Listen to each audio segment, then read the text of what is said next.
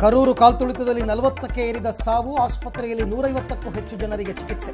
ನೋವಿನೊಂದಿಗೆ ತಲಾ 20 ಲಕ್ಷ ಘೋಷಿಸಿದ ವಿಜಯ್ ನಾಶ ಆಗ್ತಾನೆ ಅಂತ ನೊಂದವರ ಶಾಪ.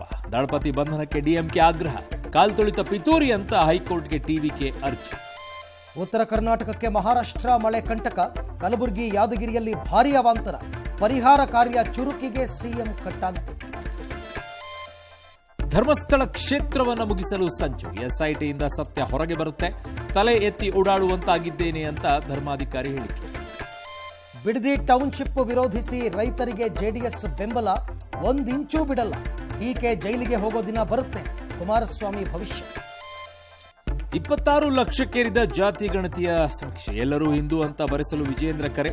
ವೈಯಕ್ತಿಕ ಡೇಟಾ ಕೊಡಬೇಡಿ ಅಂತ ಅಶೋಕ್.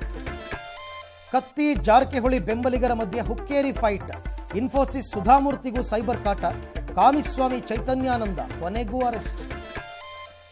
ಮೈಸೂರು ಬಸ್ಗಳ ಟಿಕೆಟ್ 20 ರೂಪಾಯಿ ಏರಿಸಿದ ಸರ್ಕಾರ. ಮನ್ ಕಿ ಬಾತ್ನಲ್ಲಿ ಭೈರಪ್ಪರನ್ನ ಸ್ಮರಿಸಿದ ಮೋದಿ. ಠಾಣೆ ಮೆಟ್ಟಿಲೇರಿದ ಮುಕುಳಪ್ಪ ಪೋಷಕರು.